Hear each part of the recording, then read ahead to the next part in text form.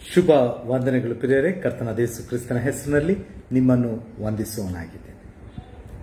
ಇಂದಿನ ನನ್ನ ಮಾತಿನ ತಲೆಬರಹ ಹೀಗಿದೆ: ಯೇಸು ಕ್ರಿಸ್ತನು ಪವಾಡ ಪುರುಷನು.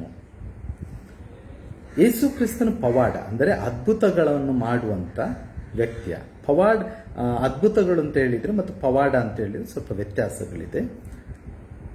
ಅದರಿಂದಾಗಿ ಇಂಗ್ಲಿಷ್ನಲ್ಲಿ ನನಗೆ ಅದಕ್ಕೆ ತಕ್ಕದಾದ ವಾಕ್ಯ ಸಿಕ್ಕಲಿಲ್ಲ. ಅದು ಮಿರಾಕಲ್ ಅಂತ ಹೇಳ್ತೇನೆ. ಮಿರಾಕಲ್ ದೇವರ ಅದ್ಭುತಗಳನ್ನು ಮಾಡುವವನು. ಅದರಿಂದಾಗಿ ಈ ಮಾತಿನ ಅರ್ಥವೇನು?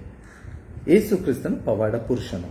ಉತ್ತರ ಬಹಳ ಸ್ಪಷ್ಟ: ಅಲ್ಲ, ಯೇಸು ಸ್ವಾಮಿ ಪವಾಡ ಪುರುಷನು ಅಲ್ಲ. ನೋಡಿ ಪ್ರಿಯರೇ, ಈ ನನ್ನ ಸಂದೇಶಗಳನ್ನು ಕೇಳುವಾಗ ಒಂದನ್ನು ಅರ್ಥ ಮಾಡಿಕೊಳ್ಬೇಕು. ನಾನು ಯಾರಿಗೆ ಇದನ್ನು ಮಾತನಾಡ್ತಿದ್ದೇನೆ? ಯಾರು ವ್ಯಕ್ತಿಗಳು ಜನರನ್ನು ವಂಚಿಸಿ ದುರ್ಬೋಧನೆಗಳನ್ನು ಮಾಡಿ ಜನರ ದಾರಿಗಳನ್ನು ತಪ್ಪಿಸುತ್ತಿದ್ದಾರೋ ಅವರು ಈ ಸಂದೇಶಗಳನ್ನು ವಿರೋಧಿಸುತ್ತಾರೆ. ಅಥವಾ ಯಾರು ಅಂಥ ವ್ಯಕ್ತಿಗಳನ್ನು ಹಿಂಬಾಲಿಸ್ತಾರೋ, ದೇವರ ವಾಕ್ಯವನ್ನು ಓದದೆ, ದೇವರ ವಾಕ್ಯವನ್ನು ಕಲಿಯದೆ, ಯಾರು ಕೇವಲ ಒಬ್ಬ ಬೋಧಕನ ಸಂದೇಶಗಳನ್ನು ಕೇಳುತ್ತಾರೋ ಅವರು ಇಂಥ ಸಂದೇಶಗಳನ್ನು ವಿರೋಧಿಸ್ತಾರೆ. ಮಾತ್ರವಲ್ಲದೆ ಯಾರು ಪಾಪವನ್ನು ಪ್ರೀತಿಸ್ತಾರೋ ಅವರು ಕೇವಲ ಈ ದೇವರ ಸೇವಕರುಗಳ ಹಿಂಬಾಲಕರಾಗಿರ್ತಾರೆ ಹೊರತು ದೇವರ ವಾಕ್ಯವನ್ನು ಧ್ಯಾನಿಸುವವರು, ಕಲಿಯುವವರು, ಓದುವವರು ಆಗಿರುವುದಿಲ್ಲ. ಇವರು ಇಂಥ ವಿಷಯಗಳಲ್ಲಿ ಬಹಳ ಕೋಪಗೊಳ್ಳುವವರಾಗಿರುತ್ತಾರೆ. ಯಾಕಂದ್ರೆ ಅವರಿಗೆ ಸತ್ಯವನ್ನು ತಿಳಿದುಕೊಳ್ಳುವುದಕ್ಕೆ ಮನಸ್ಸಿಲ್ಲ. ಅವರು ಯಾವಾಗಲೂ ಈ ಬೋಧಕರು ಏನ್ ಮಾಡ್ತಾರೆ ಅಂತ ಹೇಳಿದ್ರೆ, ನಮ್ಮ ಬೋಧನೆ ಅಲ್ಲದೆ ಬೇರೆ ಯಾವ ಬೋಧನೆಯನ್ನು ಕೇಳಬಾರದು ಎಂಬುದಾಗಿ ಜನರಲ್ಲಿ ತಾಕೀತು ಮಾಡ್ತಾರೆ. ನನಗೆ ಗೊತ್ತಿದೆ, ಅನೇಕ ದೇವರ ಸೇವಕರೆನಿಸಿಕೊಳ್ಳುವವರು, ಬೋಧಕರೆನಿಸಿಕೊಳ್ಳುವವರು ತಮ್ಮ ಬೋಧನೆ ಬಿಟ್ಟು ಬೇರೆ ಯಾವುದನ್ನು ಕೇಳಬಾರದು. ಇದು ಸೈತಾನಿಂದ ಪ್ರೇರಿತವಾದಂಥ ಸಂದೇಶವಾಗಿದೆ. ಅವ್ರು ಬೇರೆ ಏನನ್ನು ಕಲಿಬಾರದು. ಕೇವಲ ಅವರೇನು ಹೇಳ್ತಾರೆ ಕುರಿಗಳಂತೆ ಅವರ ಹಿಂದೆ ಹೋಗಬೇಕು. ಇಂಥ ಜನರಿಗೆ ಇರುವಂಥ ಒಂದು ವಾಕ್ಯ ಏನಂದ್ರೆ, ಆಕ್ಟ್ಸ್ ಆಫ್ ಅಪೋಸ್ತಲರ ಕೃತ್ಯಗಳು 28ನೇ ಅಧ್ಯಾಯ 26ನೇ ವಚನ ಹೀಗೆ ಹೇಳ್ತದೆ, ಕೇಳಿ: ನೀನು ಈ ಜನರ ಬಳಿಗೆ ಹೋಗಿ ಅವರಿಗೆ, ನೀವು ಕಿವಿದ್ದು ಕೇಳಿದರೂ ತಿಳ್ಕೊಳ್ಳುವುದೇ ಇಲ್ಲ, ನೀವು ಕಿವಿದ್ದು ಕೇಳಿದರೂ ತಿಳ್ಕೊಳ್ಳುವುದೇ ಇಲ್ಲ, ಕಣ್ಣಿದ್ದು ನೋಡಿದರೂ ಕಾಣುವುದೇ ಇಲ್ಲ ಎಂಬುದಾಗಿ ಹೇಳು. ಯಾಕಂದ್ರೆ ಈ ಜನರ ಹೃದಯವು ಕೊಬ್ಬಿತು, ಇವರ ಕಿವಿ ಮಂದಾಯಿತು, ಇವರು ಕಣ್ಣು ಮುಚ್ಚಿಕೊಂಡಿದ್ದಾರೆ. ತಾವು ಕಣ್ಣಿನಿಂದ ಕಂಡು, ಕಿವಿಯಿಂದ ಕೇಳಿ, ಹೃದಯದಿಂದ ತಿಳಿದು ನನ್ನ ಕಡೆಗೆ ತಿರುಗಿಕೊಂಡು ನನ್ನಿಂದ ಸ್ವಸ್ಥತೆಯನ್ನು ಹೇಗೂ ಹೊಂದಬಾರದೆಂದು ಮಾಡಿಕೊಂಡಿದ್ದಾರೆ ಎಂಬುದೇ. ಇಲ್ಲಿ ನಾನು ಸ್ವಸ್ಥತೆಯ ಬಗ್ಗೆ ನಾನೀಗ ಮುಂದೆ ಮಾತಾಡಲಿಕ್ಕೆ ಹೋಗ್ತಿದ್ದೇನೆ. ಈ ಜನರು ತಮ್ಮ ಕಿವಿಗಳನ್ನು ಮುಚ್ಚಿಕೊಂಡಿದ್ದಾರೆ. ಸ್ಟೆಫನನ ಮರಣದ ಸಮಯದಲ್ಲಿ ದೇವರ ವಾಕ್ಯ ಹೇಳ್ತಾರೆ, ಅಪೊಸ್ತಲರ ಕೃತ್ಯಗಳಲ್ಲಿ ಅಲ್ಲಿ ಹೀಗೆ ಹೇಳ್ತದೆ, ಅವರು ತಮ್ಮ ಕಿವಿಗಳನ್ನು ಗಟ್ಟಿಯಾಗಿ ಮುಚ್ಚಿಕೊಂಡು ಅವರು ಅರ್ಭಟಿಸುತ್ತಾ ಆತನನ್ನು ಕೊಲ್ಲುವುದಕ್ಕೋಸ್ಕರ ಹೋದರು. ಅಂದರೆ ಇವರು ಯಾರಂದ್ರೆ ಸತ್ಯವನ್ನೆಂದಿಗೂ ಬಯಸದವರು, ಸತ್ಯವನ್ನು ಯಾವಾಗಲೂ ವಿರೋಧಿಸುವವರು, ತಮ್ಮ ತಮ್ಮ ಕ್ರಿಯೆಗಳ ಮೂಲಕ, ತಮ್ಮ ದುರ್ಮಾರ್ಗಗಳ ಮೂಲಕ ಜನರನ್ನು ವಂಚಿಸುವವರು ಇವರಾಗಿರುತ್ತಾರೆ. ಇಂಥ ಜನರಿಂದ ಜಾಗೃತಿಯಾಗಿರಿ. ಇವರು ಜನರ ಮಧ್ಯದಲ್ಲಿ ತಾವೇನೋ ಶ್ರೇಷ್ಠ ವ್ಯಕ್ತಿಗಳು, ತಮ್ಮ ಮೂಲಕ ಪವಾಡಗಳು ನಡೆಯುತ್ತದೆ ಎಂಬುದಾಗಿ ಹೇಳಿ ದೇವರ ನಿಜವಾದ ಚಿತ್ತಕ್ಕೆ ವಿರುದ್ಧವಾಗಿ ಜನರನ್ನು ನಡೆಸುವವರಾಗಿರುತ್ತಾರೆ. ಹಾಗಾದ್ರೆ ಈಗ ನಾನು ಮಾತಾಡ್ಲಿಕ್ಕೆ ಹೋಗ್ತಿದ್ದೇನೆ, ಯೇಸು ಕ್ರಿಸ್ತನು ಪವಾಡ ಪುರುಷನು ಅಲ್ಲವೋ? ನೋಡಿ ಪ್ರಿಯರೇ, ಕ್ರಿಸ್ತೇಸು ಸ್ವಾಮಿಯು ಈ ಲೋಕಕ್ಕೆ ಬಂದದ್ದು ಈಗ ತಾನೇ ನಾವು ಓದಿದೆವು. ನನ್ನಿಂದ ಜನರು ಸ್ವಸ್ಥತೆಯನ್ನು ಹೊಂದಬಾರದೆಂದು ಅವರ ಕಣ್ಣುಗಳನ್ನು ಕಿವಿಗಳನ್ನು ಮುಚ್ಚಿಕೊಂಡಿದ್ದಾರೆ ಎನ್ನುವ ಪದದ ಅರ್ಥವೇನು? ಕ್ರಿಸ್ತೇಸು ಸ್ವಾಮಿಯು ಈ ಲೋಕಕ್ಕೆ ಬಂದದ್ದು ಜನರಿಗೆ ನಿತ್ಯ ಜೀವವನ್ನು ನೀಡುವುದಕ್ಕೂ, ದೇವರ ಚಿತ್ತವು ಅಥವಾ ದೇವರ ರಾಜ್ಯವು ನನ್ನಲ್ಲಿ ನಿಮ್ಮಲ್ಲಿ ಸ್ಥಾಪಿತವಾಗಬೇಕೆಂಬುದಾಗಿ. ಈ ಕಾರಣದಿಂದಾಗಿ ಯೇಸು ಕ್ರಿಸ್ತನು ಈ ಲೋಕಕ್ಕೆ ಕಳುಹಿಸಲ್ಪಟ್ಟನು. ದೇವರು ಕ್ರಿಸ್ತನನ್ನು ಈ ಲೋಕಕ್ಕೆ ಕಳುಹಿಸಿಕೊಟ್ಟದ್ದು ಯಾಕಂದರೆ ದೇವರ ರಾಜ್ಯವು ನಮ್ಮಲ್ಲಿ ಸ್ಥಾಪಿತವಾಗಬೇಕು, ದೇವರ ಚಿತ್ತವು ಪರಲೋಕದಲ್ಲಿ ನೆರವೇರುವಂತೆ ನಮ್ಮಲ್ಲಿಯೂ ಈ ಭೂಲೋಕದಲ್ಲಿಯೂ ನೆರವೇರಬೇಕು. ಆ ಚಿತ್ತವೇನೆಂದರೆ, ದೇವರ ಚಿತ್ತವೇನೆಂದರೆ, ನಾವೆಲ್ಲರೂ ನಮ್ಮ ಪಾಪಗಳಿಗೋಸ್ಕರ ಪಶ್ಚಾತ್ತಾಪಪಟ್ಟು ಕರ್ತನಾದ ಯೇಸು ಕ್ರಿಸ್ತನನ್ನು ಅಂಗೀಕರಿಸಿ ನಾವು ನಿತ್ಯ ಜೀವಕ್ಕೆ ಬಾಧ್ಯರಾಗಬೇಕೆನ್ನುವಂಥದ್ದು ದೇವರ ಚಿತ್ತವಾಗಿದೆ. ಈ ದೇವರ ಚಿತ್ತವನ್ನು ನೆರವೇರಿಸುವುದಕ್ಕೋಸ್ಕರ ಕ್ರಿಸ್ತನು ಈ ಲೋಕಕ್ಕೆ ಬಂದನು ಹೊರತು ಜನರ ಮಧ್ಯದಲ್ಲಿ ವಿಸ್ಮಯಗಳನ್ನು ಪವಾಡಗಳನ್ನು ಮಾಡುವುದಕ್ಕೋಸ್ಕರ ಅಲ್ಲ. ಹಾಗಾದ್ರೆ ಆತನು ಮಾಡಿದ ಅದ್ಭುತ ಕಾರ್ಯಗಳು ಯಾಕಾಗಿ ಆತನು ಮಾಡಿದನು? ಆತನು ಮಾಡಿದ ಮಹತ್ ಕಾರ್ಯಗಳು ಏನು?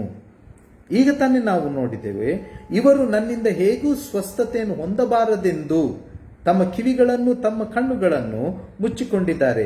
ಈ ಸ್ವಸ್ಥತೆ ಅಂದರೆ ಏನು? ಮನುಷ್ಯನು ರೋಗಗ್ರಸ್ತವಾದ ಜೀವಿತವನ್ನು ಜೀವಿಸ್ತಾ ಇದ್ದಾನೆ. ಆ ರೋಗ ಯಾವುದೆಂದರೆ ಅದು ಪಾಪವಾಗಿದೆ.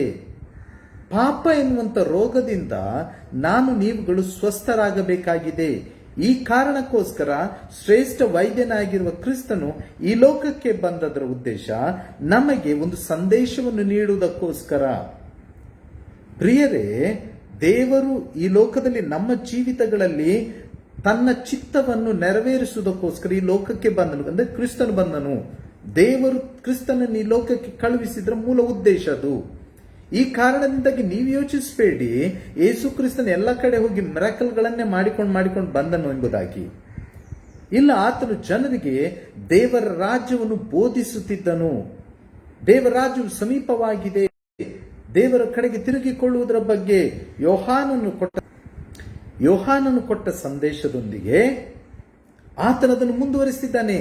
ಆ ದೇವರ ರಾಜ್ಯಕ್ಕೆ ನಾನೇ ಮಾರ್ಗವಾಗಿದ್ದೇನೆ, ನಾನೇ ಬೆಳಕಾಗಿದ್ದೇನೆ ಎಂಬುದಾಗಿ. ಪ್ರಿಯರೇ, ಈಗ ನಾನು ಸಂದೇಶದ ಕಡೆಗೆ ಹೋಗ್ತೇನೆ. ಒಂದು ಘಟನೆಯನ್ನು ಹೇಳಿ ನಾನು ಈ ಸಂದೇಶವನ್ನು ನಿಮಗಿರುವ ಒಂದು ಆಲೋಚನೆಯನ್ನು ನಾನು ಕೊಡ್ಲಿಕ್ಕೆ ಹೋಗ್ತೇನೆ. ಆ ಆಲೋಚನೆ ಅಂದ್ರೆ, ಯೇಸು ಕ್ರಿಸ್ತನು ಈ ಲೋಕದ ಮಧ್ಯದಲ್ಲಿರುವಾಗ ಅವನು ತನ್ನ ಊರಾದ ಕ್ಯಾಪೆರ್ನೌಮಿಗೆ ಆತನು ಬಂದನು. ಇದು ಮಾರ್ಕನು ಬರೆದ ಸುವಾರ್ತೆ 2ನೇ ಅಧ್ಯಾಯದ 1ನೇ ವಚನದಿಂದ 12ನೇ ವಚನವರೆಗೆ ನೀವು ಓದ್ಬೋದು.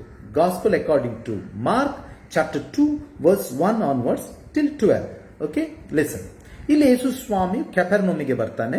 ಅಲ್ಲಿಗೆ ಬಂದಾಗ ಅಲ್ಲಿಯ ಜನರು ಬಹಳ ಸೇರಿ ಬಂದಿದ್ರು. ಯೇಸು ಸ್ವಾಮಿ ಬಂದದ್ದು ಎಂಬುದಾಗಿ ಗೊತ್ತಾದಾಗ ಒಂದು ಮನೆಯಲ್ಲಿ ಆತನು ಕೂಡಿ ಬಂದಿದ್ರು. ಅವರೆಲ್ಲ ಕೂಡಿ ಬಂದಾಗ ಒಬ್ಬ ವ್ಯಕ್ತಿಯನ್ನು, ಪಾರ್ಶ್ವವಾಯು ರೋಗಿಯನ್ನು ಆ 4 ಜನರು ಹಿಡಿದುಕೊಂಡು ಬರ್ತಾರೆ ಅಲ್ಲಿಗೆ. ನಿಮಗೆ ಚೆನ್ನಾಗಿ ಗೊತ್ತಿದೆ. ಅವ್ರು ಹಿಡ್ಕೊಂಡು ಬರ್ಬೇಕಾದ್ರೆ ಅವ್ರಿಗೆ ಗೊತ್ತಾಯ್ತು ಮನೆಯಲ್ಲಿ ತುಂಬಾ ಜನರಿದ್ದಾರೆ, ಬಾಗಿಲಿನಿಂದ ಒಳಗೆ ಹೋಗ್ಲಿಕ್ಕೆ ಅಸಾಧ್ಯ ಎಂಬುದಾಗಿ ಗೊತ್ತಾದಾಗ ಅವರೇನ್ ಮಾಡ್ತಾರೆ, ಆ ಪಾರ್ಶ್ವವಾಯು ರೋಗಿಯನ್ನು ಮನೆಯ ಟೆರೆಸ್ಸಿಗೆ ಕೊಂಡೋಗಿ ಅವರ ಮೇಲ್ಛಾವಣಿ ಟೆರೆಸ್ ಅನ್ನು ಹೋಲ್ ಮಾಡಿ ಅಲ್ಲಿಂದ ಆ ಪಾರ್ಶ್ವವಾಯು ರೋಗಿಯನ್ನು ಕೆಳಗೆ ಇಳಿಸ್ತಾರೆ. ಓಕೆ, ಈ ಸಂದೇಶದ ಮೇಲೆ ನಾನು ಮಾತಾಡ್ತಾ ಇಲ್ಲ, ಅದರಿಂದಾಗಿ ಮುಂದೆ ಹೋಗೋಣ. ಅಲ್ಲಿ ಯೇಸು ಸ್ವಾಮಿಯ ಬಳಿಗೆ ಆತನಿರುವ ನೇರಕ್ಕೆ ಆ ವ್ಯಕ್ತಿಯನ್ನು ಕೆಳಗಿಳಿಸ್ತಾರೆ.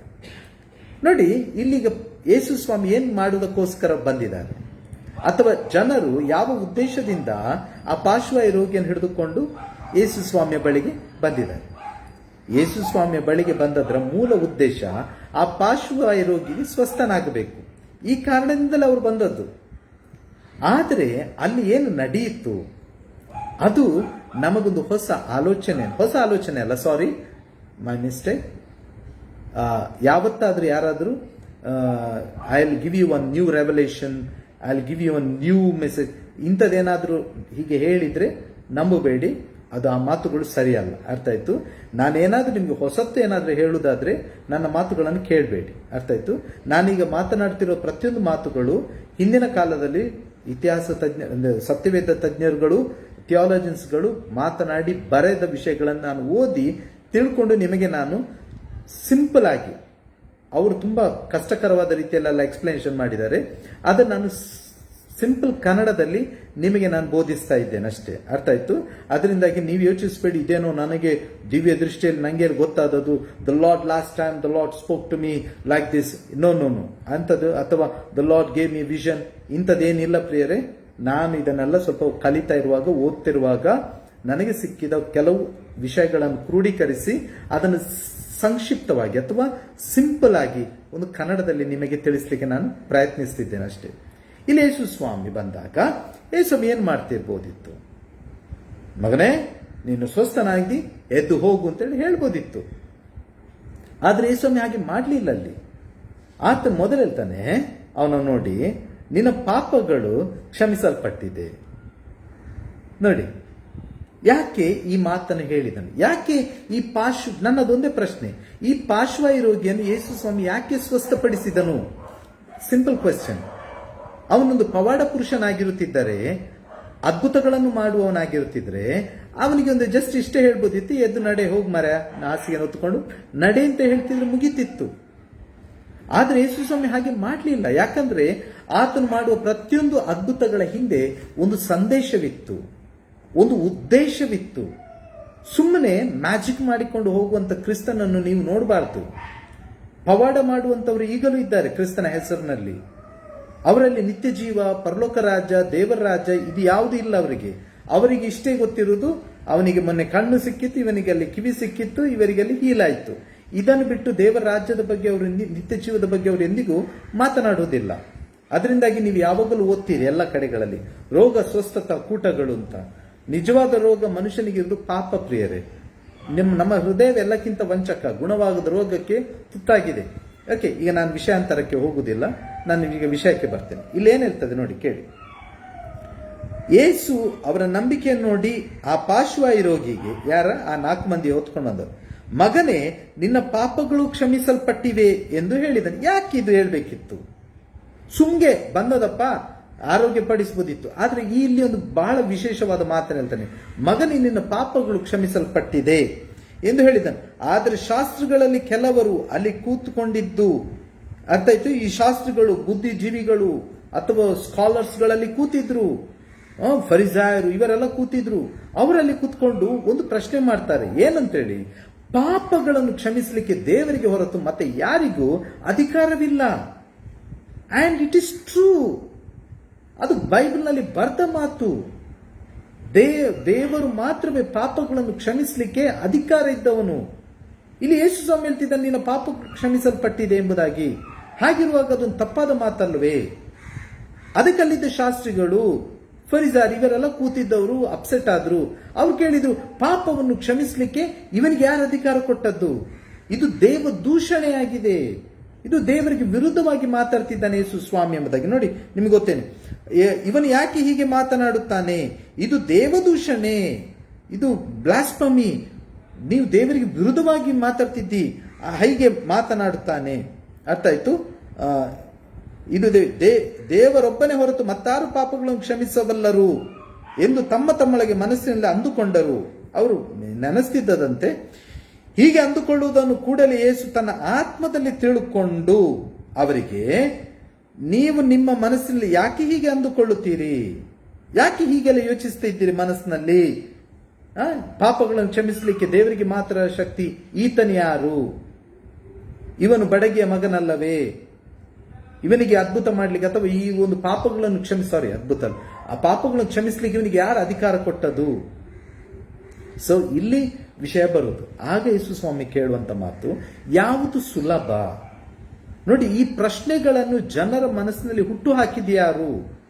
ಕ್ರಿಸ್ತನು ಅವರ ಮನಸ್ಸಲ್ಲಿ ಯೋಚಿಸುವುದಕ್ಕೊಂದು ಪ್ರಶ್ನೆಯನ್ನು ಹುಟ್ಟು ಹಾಕಿದನು. ಯಾವ ಪ್ರಶ್ನೆ? ನಿನ್ನ ಪಾಪವು ಕ್ಷಮಿಸಲ್ಪಟ್ಟಿದೆ ಎಂಬುದನ್ನು ಹೇಳುವುದರ ಮೂಲಕವಾಗಿ ಅಲ್ಲಿದ್ದಂಥ ಜನರ ಒಳಗೆ ಶಾಸ್ತ್ರಿಗಳು, ಫರಿಸಾಯರು, ಸದುಕಾಯರು ಇವರೆಲ್ಲರೂ ಕೂತಿರ್ತಾರಲ್ಲಿ, ಅವರೆಲ್ಲರ ಮನಸ್ಸಿನಲ್ಲಿ ಒಂದು ಪ್ರಶ್ನೆಯನ್ನು ಹಾಕ್ತಾನೆ. ಅದೇನ್ ಪ್ರಶ್ನೆ ಅಂತ ಹೇಳಿದ್ರೆ, ಇವನು ಯಾರು ಪಾಪಗಳನ್ನು ಕ್ಷಮಿಸ್ಲಿಕ್ಕೆ? ಯಾಕೆ ದೇವರು ಮಾತ್ರವೇ ಅಲ್ವಾ ಕ್ಷಮಿಸ್ಲಿಕ್ಕೆ ಅಧಿಕಾರ ಇರುವುದು? ಆ ಪ್ರಶ್ನೆಯನ್ನು ಹುಟ್ಟು ಹಾಕಿದ ಕರ್ತನು ತಾನೇ ಆ ಪ್ರಶ್ನೆಯನ್ನು ಅರಿತುಕೊಂಡು ಅವ್ರು ಕೇಳ್ತಿದ್ದಾನೆ. ಯೇಸು ಬಹಳ ಸ್ಪಷ್ಟವಾಗಿ ಹೇಳ್ತಿದ್ದೆ, ನೀವು ಯಾಕೆ ಹಾಗೆ ನೆನೆಸ್ತಾ ಇದ್ದೀರಿ? ಯಾವುದು ಸುಲಭ? ಪಾಪಗಳನ್ನು ಕ್ಷಮಿಸಿ ಬಿಡು ಅಂತೇಳಿ ಹೇಳುವುದು, ನಿನ್ನ ಹಾಸಿಗೆಯನ್ನು ಹೊತ್ತುಕೊಂಡು ನಡೆ ಅಂತ ಹೇಳುವುದು. ಮುಂದಿನ ವಿಚಾರವನ್ನು ಹೇಳ್ತೇನೆ. ಯಾಕೆ ಯೇಸು ಸ್ವಾಮಿ ಈ ಪಾರ್ಶ್ವವಾಯು ರೋಗಿಯನ್ನು ಸ್ವಸ್ಥಪಡಿಸಿದನೆಂಬುದನ್ನು ಈಗ ಹೇಳ್ತೇನೆ, ಕೇಳಿ. ದೇವರ ವಾಕ್ಯ ಹೀಗೆ ಹೇಳ್ತದೆ, ಕೇಳಿ. ಆದರೆ 10ನೇ ವಚನ, ಪಾಪಗಳನ್ನು ಕ್ಷಮಿಸಿ ಬಿಡುವುದಕ್ಕೆ ಮನುಷ್ಯ ಕುಮಾರನಿಗೆ ಭೂಲೋಕದಲ್ಲಿ ಅಧಿಕಾರ ಉಂಟೆಂಬುದು ನಿಮಗೆ ತಿಳಿಯಬೇಕು ಎಂದು ಹೇಳಿ ಪಾರ್ಶ್ವವಾಯು ರೋಗಿಯನ್ನು ನೋಡಿ, ಎದ್ದು ನಿನ್ನ ಹಾಸಿಗೆಯನ್ನು ಎತ್ತಿಕೊಂಡು ಮನೆಗೆ ಹೋಗೆಂದು ನಿನಗೆ ಹೇಳುತ್ತೇನೆ ಅಂದನು. ಇಲ್ಲಿ ಯೇಸು ಕ್ರಿಸ್ತನು ಮಾಡಿದ ಈ ಅದ್ಭುತವು ಏಕೆಂದರೆ ಬಹಳ ಸಿಂಪಲ್. ಯೇಸು ಸ್ವಾಮಿ ಪಾರ್ಶ್ವವಾಯು ರೋಗಿಯನ್ನು ಯಾಕೆ ಸ್ವಸ್ಥಪಡಿಸಿದನೆಂದರೆ, ಮನುಷ್ಯ ಕುಮಾರನಿಗೆ ಭೂಲೋಕದಲ್ಲಿ ಪಾಪಗಳನ್ನು ಕ್ಷಮಿಸುವ ಅಧಿಕಾರ ಉಂಟೆಂದು ನೀವುಗಳು ತಿಳಿದುಕೊಳ್ಳಬೇಕೆಂದು ಈ ಅದ್ಭುತವನ್ನು ಆತನು ಮಾಡಿದನು. ಅರ್ಥ ಆಯ್ತು ಅಂತ ನೆನೆಸ್ತೇನೆ. ಸುಮ್ಮನೆ ಒಬ್ಬ ಪಾರ್ಶ್ವವಾಯು ರೋಗಿಯನ್ನು ಎಬ್ಬಿಸಿ ನಡೆಸಿದಲ್ಲ, ಬದಲಾಗಿ ಅವನೊಂದು ಸೂಚನೆಯನ್ನು ಕೊಟ್ಟನು. ಅದಕ್ಕೋಸ್ಕರ ಯೋಹಾನನು ಯಾವಾಗಲೂ ಆತನ ಅದ್ಭುತ ಕಾರ್ಯಗಳೆಂಬುದಾಗಿ ನಮೂದಿಸಲಿಲ್ಲ, ಬದಲಾಗಿ ಅವನು ಸೂಚಕ ಕಾರ್ಯ ಎಂಬುದಾಗಿ ನಮೂದಿಸಿದನು. ಏನನ್ನು ಸೂಚಿಸಿತು? ಈ ಪಾರ್ಶ್ವವಾಯು ರೋಗಿಯನ್ನು ಎಬ್ಬಿಸುವುದರ ಮೂಲಕವಾಗಿ ಲೋಕಕ್ಕೆ ಆತನೊಂದು ಸಂದೇಶವನ್ನು ಕೊಟ್ಟನು. ಆ ಸಂದೇಶವೇನೆಂದರೆ, ಮನುಷ್ಯ ಕುಮಾರನು ಭೂಲೋಕದಲ್ಲಿ ಪಾಪಗಳನ್ನು ಕ್ಷಮಿಸುವ ಅಧಿಕಾರವನ್ನು ಹೊಂದಿಕೊಂಡಿದ್ದಾನೆ. ಈ ಅದ್ಭುತವನ್ನು ಮಾಡುವುದರ ಮೂಲಕವಾಗಿ ಅವನು ಲೋಕಕ್ಕೆ ಒಂದು ಸಂದೇಶವನ್ನು ಕೊಟ್ಟನು. ಕಣ್ಣುಗಳು ತೆರೆಯಲ್ಪಡುವುದರ ಮೂಲಕವಾಗಿ ಕುರುಡರಾಗಿದ್ದ ನಾವುಗಳು ದೇವರನ್ನು ನೋಡುವುದಕ್ಕೆ ಅಶಕ್ತರಾಗಿದ್ದೇವೆ. ದೇವರ ಕಾರ್ಯಗಳನ್ನು ನೋಡುವುದಕ್ಕೆ ನಾವು ಅಶಕ್ತರಾಗಿದ್ದೇವೆ. ದೇವರು ನಮ್ಮ ಕಣ್ಣುಗಳನ್ನು ತೆರೆಯುವುದರ ಮೂಲಕವಾಗಿ ತನಗೆ ನಿಮ್ಮ ಹೃದಯದ ಕಣ್ಣುಗಳನ್ನು ತೆರೆಯುವುದಕ್ಕೆ ಅಧಿಕಾರವಿದೆ ಎಂಬುದಾಗಿ ನನಗೆ ನಿಮಗೆ ಸಂದೇಶವನ್ನು ಕೊಟ್ಟನು. ಅದಕ್ಕೆ ದೇವರು ವಾಕ್ಯಲ್ತದೆ, ಆತನ ಫರಿಸಾಯರು ಬಂದು ಆತನ ಹತ್ರ ಕೇಳ್ತಾರೆ, ನನಗೆ ನಾವೆಲ್ಲ ಕುರುಡರೇನು? ಆಗ ಯೇಸು ಏನ್ ಹೇಳ್ತಾರೆ? ನೀವು ಕುರುಡರೇ, ನೀವು ಕಣ್ಣಿದ್ದರೂ ನೀವು ಕಾಣುವುದಿಲ್ಲ. ನೀವು ಕುರುಡರಾಗಿರುತ್ತಿದ್ದರೆ ಎಷ್ಟು ಒಳ್ಳೆಯದಿತ್ತು. ಪ್ರಿಯರ, ಅದೇ ಪ್ರಕಾರ ದೇವರ ವಾಕ್ಯದ ಕಿವಿ ಇದ್ದವನು ಕೇಳಲಿ. ಅವರು ಕಿವಿ ಇದ್ದರು ಅವರಿಗೆ ಕೇಳುವುದಿಲ್ಲ, ಯಾಕಂದ್ರೆ ಅವರು ಸಂದೇಶವನ್ನು ಕೇಳಲಿಕ್ಕೆ ಇಷ್ಟಪಡುವುದಿಲ್ಲ, ಸತ್ಯ ಬೋಧನೆಯನ್ನು ಕೇಳಲಿಕ್ಕೆ ಅವರು ಇಷ್ಟಪಡುವುದಿಲ್ಲ. ಯಾಕಂದ್ರೆ ಅವರಿಗೆ ಬೇಕಿರುವುದು ಒಂದೇ, ಜನರ ಮುಂದೆ ಡೊಂಬರಾಟ ಮಾಡಬೇಕು. ಅವರಿಗೆ ಡೊಂಬರಾಟ ಅಂದ್ರೆ ಗೊತ್ತುಂಟಲ್ಲ ಪ್ರಿಯರೇ? ಈಗಿನ ಹೊಸ ಮಕ್ಕಳಿಗೆ ಗೊತ್ತಿರ್ಲಿಕ್ಕಿಲ್ಲ. ಮಾರ್ಗದ ಬದಿಯಲ್ಲಿ 2 ಹಗ್ಗಗಳನ್ನೇತನಾಡಿಸಿ ಡುಮ್ ಡುಮ್ ಡುಮ್ ಅಂತ ಹೊಟ್ಟೋಗ ಆ ಹಗ್ಗದಲ್ಲಿ ಅವರು ನಡೀತಾರೆ ಆಚೆ ಈಚೆ.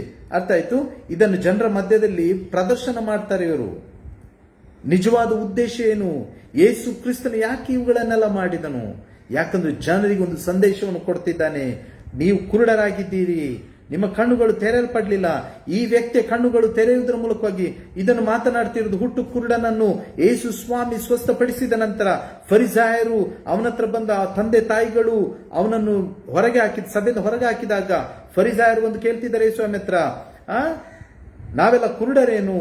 ಯೇಸು ಸ್ವಾಮಿ ಹೇಳ್ತಾನೆ, ಹೌದು, ನೀವು ಕಣ್ಣಿದ್ದರೂ ಕುರುಡರಾಗಿದ್ದೀರಿ. ನೀವು ಆತಂತ ಕಿವಿ ಇದ್ದವನು ಕೇಳಲಿ. ಅದರ ಅರ್ಥ ಏನು? ನಿಮ್ಮ ಕಿವಿಗಳನ್ನು ನೀವು ಮುಚ್ಚಿಕೊಂಡಿದ್ದೀರಿ. ನೀವು ಕುಷ್ಠ ರೋಗದಲ್ಲಿದ್ದೀರಿ ಎಂದರೇನು? ಗುಣವಾಗದ ರೋಗದಲ್ಲಿ ನೀವು ಬಳಲ್ತಾ ಇದ್ದೀರಿ. ನಿಮ್ಮನ್ನು ಸ್ವಸ್ಥಪಡಿಸುವುದಕ್ಕೋಸ್ಕರ ಯೇಸು ಸ್ವಾಮಿ ಬಂದಿದ್ದಾನೆ. ನೀವುಗಳು ಬಳಲುತ್ತಿರುವಂಥದ್ದು ಶಾರೀರಿಕ ರೋಗದಿಂದ ಅಲ್ಲ ಪ್ರಿಯರೇ. ನೀವುಗಳು ಬಳಲುತ್ತಿರುವಂಥದ್ದು ನಾವು ಆತ್ಮಿಕವಾದ ರೋಗ. ಆ ರೋಗ ಯಾವುದಂದ್ರೆ ಪಾಪವಾಗಿದೆ.